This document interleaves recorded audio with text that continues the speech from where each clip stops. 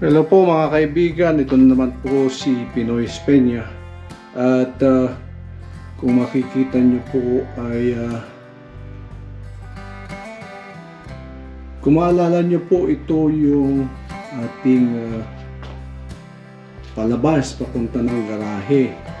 At atin pong bubuksan para maalala ninyo. Ito po yung washer and dryer. Ito na po yung papasok. At ating hinihintay pa yung cabinet, yung kitchen cabinet. It takes mga 13 weeks daw, hanggang 15 weeks. So yun lang po ang ating hinihintay. At kung maalala nyo nga ito, makalat pa. At ito nga po yung labas ng garahe na. Nandito na po sa garahe. Ito po yung pintuan ng garahe natin. At ito yung papasok na po sa loob. At hindi na natin papantayin kung maigi. At nilagay na rin natin yung mga para doon sa hamba natin. Ayan. At nilagay rin natin ng seal. Pati dito sa kabila ay ganun din po.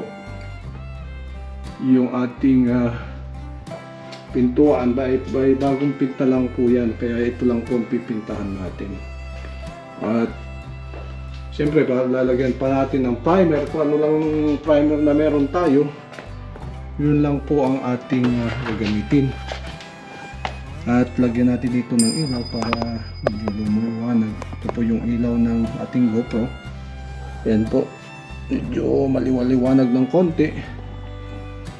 At ito nga, medyo lalagyan pa natin ng patch ng konti. At para matuyo agad, meron ditong mga nahawakan habang ginagawa ito. Yung papunta po ng pesame na yan. Ayan po.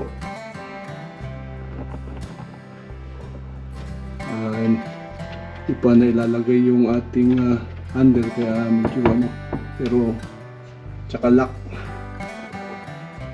Ayan po. Kung maalala nyo, ito yung nilagay natin na 4x6 para doon sa ating barn door. Diretso po doon yan sa may kusina. Itong 2x6 na to, para matibay po. Opo, at i-video ulit natin mamaya kung ano ang gagawin natin. At katulad nga sinabi ko, nilihain muna natin ng konti ito.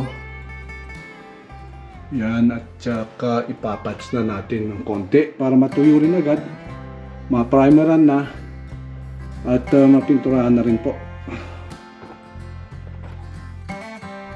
Ito na po yung ating primer na gagamitan lang natin ng roller para dito sa ating primer.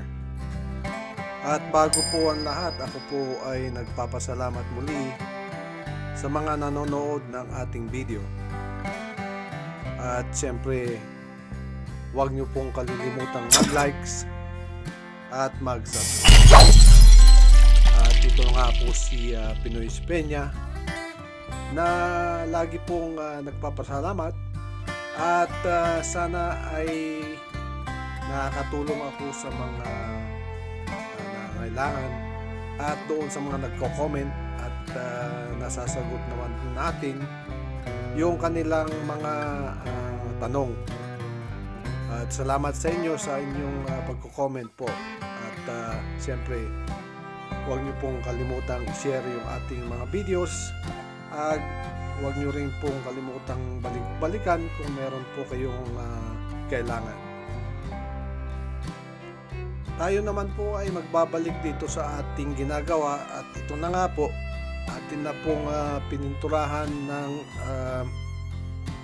yung mga tinatira nating pintura, katulad nitong beige na ito, o kaya Navajo white ang tawag po dito sa pinturang ito. Ito po ay gloss. na tira-tira lang po at hindi na po natin na ginamitan ito ng texture. Totally, nandito naman po sa may labasan po ng garahe. Kaya okay lang po na hindi masyadong maganda.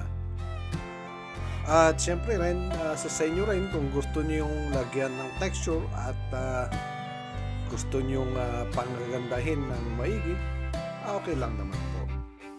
Katulad nga po ng sinabi ko po kanina na kaya po nagagawa natin itong ibang mga dapat gawin dito sa labas at sa loob ng bahay, nakadahilan ng hinihintay po natin yung ating in-order na kitchen cabinet.